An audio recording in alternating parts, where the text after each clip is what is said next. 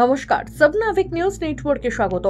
একই পরিবারের দুই সদস্য অর্থাৎ মা ও ছেলের অস্বাভাবিক মৃত্যুকে কেন্দ্র করে তীব্র চাঞ্চল্য ছড়ালো ইটাহার থানার প্রতিরাজপুর অঞ্চলের শ্রীধরপুর গ্রামে। মৃতার নাম প্রবিদা বেওয়া, বয়স ৬৭ বছর। ৩৫-এর ছেলের নাম সবেদ আলী। স্থানীয় বাসিন্দা পরিবার সূত্রে জানা যাচ্ছে, দীর্ঘদিন ধরে আর্থিক অনটনে দিন কাটছিল মা ও ছেলের। জন্ম থেকে মানসিকভাবে অসুস্থ ছোট ছেলে সবেদ আলী। বৃদ্ধা মা দীর্ঘদিন ধরে অসুখে অসুস্থ হয়ে কার্যত শয্যাশায়ী। মানসিক ভারসাম্যহীন ছোট ছেলের চিন্তায় দিন কাটত বৃদ্ধা মার। নিত্যদিনের মতো গতকাল রাতেও তারা খাবার খেয়ে ঘরে ঘুমিয়ে পড়লে এদিন সকালে তারা দরজা না খোলায় সন্দেহ হয় বড় ছেলে আবেদ আলীর।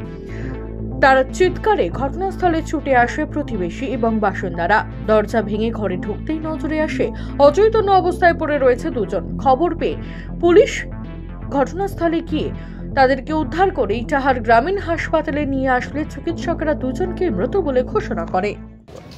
বিষয় তো এরকমই, ছেলে তো পাগল, ছেলে পাগল, মা তো অসুস্থ। কতদিন ধরে এরকম? মানে বহুদিন ধরেই। আচ্ছা, বহুদিন ধরে অসুস্থ। তো মা বলছে আমি যদি, মাটা আবার অসুস্থ, মানে বিছানা শুয়ে আছে। ছেলেটা পাগল, পাগল ছেলে, মানে গ্রামে গ্রামে ঘুরে বেড়ায়। আচ্ছা, কি যা খাবার দেওয়াতে খায়, না দিলে ওরকম দিনমান থাকে। কালকে তো পরশু আমার বাড়িতে খালো, মুড়ি দিলাম, খাওয়া দাওয়া বাড়িতে আসলো। আচ্ছা, ওর মা বলছে আমি যদি মরে যেতে আমার ছেলেটা কি হবে, ওই কারণে মনে হয় অভাব হয়ে যাবে। হ্যাঁ, তা না করে আমি ছেলেটাকে আগে আমি মরবো। এটা বলছিল কালকে? হ্যাঁ, কালকে বলছিল। আচ্ছা, আবার খাওয়ানোর প্যাকেটও আছে চুকের উপরে।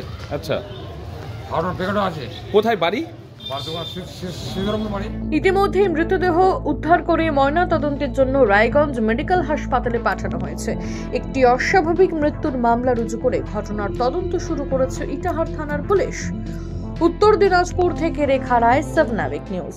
সমস্ত খবরের আপডেট পেতে লাইক করে সাবস্ক্রাইব করুন সাবনাভিক নিউজ। সেই সঙ্গে বেল বাটন প্রেস করতে ভুলবেন না। আপনাদের একটা সাবস্ক্রিপশন আমাদের জন্য অত্যন্ত মূল্যবান। জয় হিন্দ।